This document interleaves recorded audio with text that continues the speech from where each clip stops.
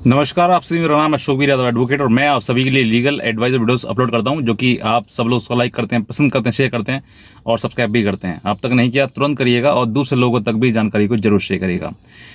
अब तक मैंने आपको बताया कि बहुत सारे ऐसे हस्बैंड वाइफ हैं जो डिस्प्यूट होने के बाद जो है वो कोर्ट कचहरी की शरण लेते हैं। हालांकि ये डिस्प्यूट जो है वो चार दीवारी के भीतर होता है और चार दीवारी के भीतर ही ख़त्म होना चाहिए, लेकिन जब ये चीज़ें बढ़ जाती हैं और ये कोर्ट कचहरी या थाने तक पहुंच जाते हैं तो फिर चीज़ों को सॉल्व करना बहुत ज़्यादा मुश्किल हो जाता है।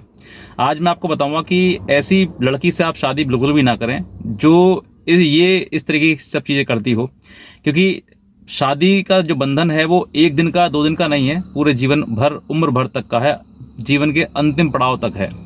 तो इसके लिए आपको एक अच्छी लड़की देखना भी बहुत ज़रूरी है, ताकि आप अपना जीवन जो है वो सुख में उस व्यक्ति के साथ में काट सकें। लड़की हो या लड़का हो, कोई भी हो, दोनों में से।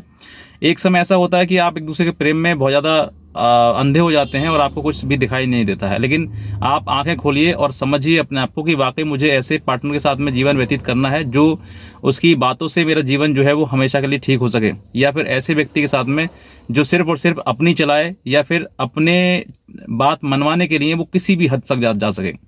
सबसे पहले जिस समय आप लड़की को देखने जाते हैं या फिर रिश्ता होता है आपका, तो सबसे पहले आप उस घर में वो देखिए कि उस घर में चलती किसकी है, लड़की की या लड़के की। यानी कि उस घर में, जिस घर में आप लड़की लेकर आ रहे हैं, अपनी पत्नी बना रहे हैं उस लड़की को, तो उस घर में देखिए कि उसमें माँ की चलती है, पिता की चलती है। अब ये बात देखनी कैसे है कि भाई हमको उस घर में जाकर कैसे पहचान करें कि लड़की की मतलब पत्नी की चलती है उसमें या पति की चलती है, यानी कि माता की या पिता की, दोनों में किसी की चलती है। तो आप 1-2 बार जब जाएंगे ना तो आपको खुद एहसास हो जाएगा कि वाकई किसकी है। अगर आप फर्स्ट मीटिंग भी कर रहे हैं ना, तो उसमें उस व्यक्ति के जो महिला होगी ना वो अपने आप को रोक नहीं पाएगी कहीं ना कहीं, और वो अपने पति पे कुछ ना कुछ ऐसे इशारे टाइप में या फिर कुछ ऐसे दबाव टाइप में वो कुछ कहेंगे। और जब वो कहेंगे ना तो वो उसमें उस घर में ना उसकी माँ सबसे ज़्यादा बोलेगी, लड़की की माँ सबसे ज़्यादा बोलेगी और पति को बोलने ही नहीं देगी, बोलने का मौका ही नहीं देगी उसको। तो आप समझ जाइए कि इस घर में महिला की चल रही है, और जिस घर में महिला की चलेगी ना उस घर की बेटी आकर तुम्हारे घर में अपनी चलाएगी, चाहे वो किसी भी कीमत से किसी भी मतलब रास्ते से गुजर जाए वो, लेकिन उसको अपनी ही चलानी है। और जब वो अपनी चलाएगी तो वो जिस घर में वो आएगी उस घर में अगर पति ऐसा हुआ, लड़का वो ऐसा हुआ कि वो नहीं चलने देगा, तो फिर आपका पूरा परिवार कोर्ट कचहरी थाने के चक्कर ही लगाएगा और आप परेशान और एक ऐसे कगार पहुंच जाएंगे कि आपको अपने जीवन से जीने तक की नफरत हो जाएगी और आप ये सोचेंगे कि अब मुझे इस जीवन में नहीं जीना है और मुझे किसी न किसी प्रकार से इस जीवन को छोड़ना है, त्यागना है। तो आप इन सब चीज़ों को पहले से देखिए। कुछ लोग जो है वो शादी करने के लिए जब जाते हैं, यानी कि लड़का रिश्ता देखने के लिए जाते हैं, तो ये सवाल पूछते हैं कि आप कितनी पढ़ी लिखी हैं, आपका कोई बॉयफ्रेंड तो नहीं था, पास्ट क्या था आपका, खाना बनाना आता है नहीं आता है, ये सब चीज़ें आप पूछेंगे। इंट्रोडक्शन पूछेंगे उसका, इंग्लिश में बोलनी आती नहीं आती है, कितने पढ़े लिखे हैं आप, ये पूछेंगे। कौन से कॉलेज से उसकी पढ़ाई लिखाई करी है, कौन सी क्लास तक वो पढ़ी है, ये सब चीज़ें पूछेंगे। अरे एक घर चलाने के लिए पढ़े लिखने होने की भी आवश्यकता नहीं है। अनपढ़ आपकी और हमारी माँ बहनें जो हैं, वो माँ जो थी, एक समय ऐसा था कि वो पढ़ी लिखी नहीं थी, अनपढ़ थी, लेकिन उन्होंने अपना घर अच्छे से बनाया, अच्छे से चलाया। तो पढ़ाई लिखाई होने की आवश्यकता नहीं है इसमें जरूरी है कि वो समझ सके, वो घर परिवार को चला सके। और घर परिवार चलाने के लिए आपको इन सब बातों को, ये बेवकूफ़ी वाली बातें हैं, इन सब बातों को पूछने की आवश्यकता है ही नहीं है आपको। सिर्फ और सिर्फ यही देखो कि घर में उसमें किसकी चलती है और क्या वो लड़की जो है वो जिद्दी है या फिर ज़्यादा बिगड़ैल है, या उसके किसी प्रकार से कोई मतलब उसके अंदर इतना भी वो नहीं है कि मुझे क्या बोलना है, क्या नहीं बोलना है, क्या करना है, उसमें सभ्यता नाम की चीज़ है कि नहीं है। ये सब चीज़ आपको देखनी है। ये मत देखिए कि वो कितनी पढ़ी लिखी है, ये मत देखिए उसके चेहरे पे, शक्ल पे मत जाइए। अगर आपको लड़की बहुत सुंदर मिल रही है तो आप ये मत समझिए कि मेरे घर चला लेगी। बहुत सुंदर लड़कियाँ कोर्ट कचहरी थाने में घूमती फिर रही हैं। वो क्यों?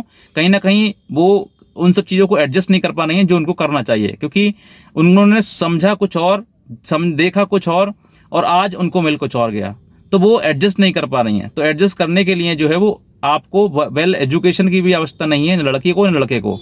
वेल एजुकेशन आप ढूंढेंगे तो वो सही वही वाली बात है कि जितना वो कमाती है या फिर जितनी पढ़ी लिखी है, तो वो फिर अपने आप के अंदर, उसके अंदर ईगो होगा कि मैं इतनी पढ़ी लिखी हूँ, मैं ऐसे कैसे दब सकती हूँ, मैं कैसे सुन सकती हूँ उसकी बातों। तो जब नहीं सुनेंगे, नहीं करेंगे, एक दूसरे के प्रति समर्पण नहीं होगा, तो फिर झगड़े होंगे, और जब झगड़े होंगे तो छोटे झगड़े जो है वो आपके आगे तक बढ़ जाएंगे और कोर्ट कचहरी थाने तक पहुंच जाएंगे। जैसे ही पहुंचेंगे वैसे ही फिर कोई भी व्यक्ति दबने को तैयार नहीं होता है, ना पति परिवार ना पत्नी परिवार, दोनों में से दबने को तैयार नहीं होते हैं और एडजस्ट करने तैयार होते नहीं है। तो अंततः क्या होता है कि आपका जीवन बर्बाद ही होना है और सिर्फ कोर्ट कचहरी थाने और तलाक तक ही बात आनी है। अब बीच में आपके बच्चा हो जाता है तो बेचारा वो तो बिना बात के ही पिसता है, उसका तो कोई कसूर ही भी नहीं है। मिले आप, झगड़ा हुआ आप दोनों के बीच में, तो बच्चे का क्या कसूर है? वो बेचारे को बिना बात के ही उसको सजा मिलती है। उसको या तो पिता का प्यार नहीं मिल पाता या फिर माँ का प्यार नहीं मिल पाता है, तो दोनों में झगड़ा हो जाता है। तो ये इन सब चीज़ों को आप देखना है। ऐसा मत समझिए कि शादी के तुरंत बाद जो है आपको दहेज का प्रसाद मिल जाए कि मुझे दहेज मांगा। आपसे मैं कहता हूँ, आपको शादी में 1 रुपया ना मिले आपको, लेकिन एक अच्छी लड़की मिल जाए तो बस आपका जीवन सफल। आप पूरी जिंदगी भर कमाएंगे और कमाने के बाद जो है उस पैसे को खर्च करेंगे तो सुकून मिलेगा। और जो दहेज ले लेंगे और लड़की नालायक निकल आई या आपके ऊपर ऐसा एलिगेशन लगा दिया कि मेरे साथ में रेप करते हैं, मुझे छेड़छाड़ करते हैं, तो पूरा घर परिवार बनवा देगी वो और सबको चक्कर लगवा देगी थाने के, कोर्ट कचहरी के। ये आपको समझना है।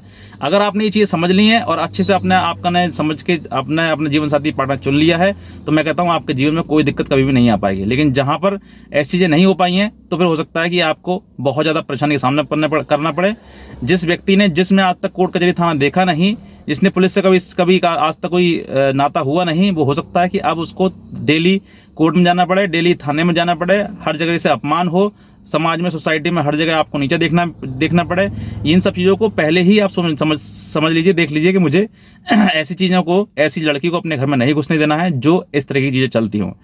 कहीं ना कहीं ज़्यादातर जो आजकल मैंने देखा है, ये भी देखा कि माता पिताओं का ज़्यादा मतलब हाथ होता है बेटी का घर बिगाड़ने में, क्योंकि वो सपोर्ट करते हैं। जैसी लड़की कहती है वो सोचते हैं कि भाई मेरी बेटी सच बोल रही है, वो उसी का सब साथ देते हैं। वो ये देखते हैं कि अरे लड़की वो जो बोल रही है तो, लेकिन लड़की जो मेरी रहेगी तो दामाद के साथ में ना, तो मुझे उसको भी कहना चाहिए कि भाई लड़की जो है गलती कर रही है तो उसको बताओ क्या गलती कर रही है। तो हो सकता है कि इन सब चीज़ों को सामने आते ही जो वो चीज़ें सॉल्व हो जाए। लेकिन जहाँ पर लड़की गलती ना देखते हुए उसको सपोर्ट करते हुए दामाद को डांटना या उसको गलत कहना, उसके माता पिताओं को गलत कहना, ये सबसे बड़ा चीज़ कारण बन जाता है एक बेटी का घर बिगाड़ने में। तो आप समझ सकते हैं कि मैं क्या कहना चाहता हूँ, बस समझिएगा और दूसरे लोगों तक भी इस बात को जरूर शेयर करिएगा। आज का वीडियो देखने के लिए आपसे बहुत धन्यवाद।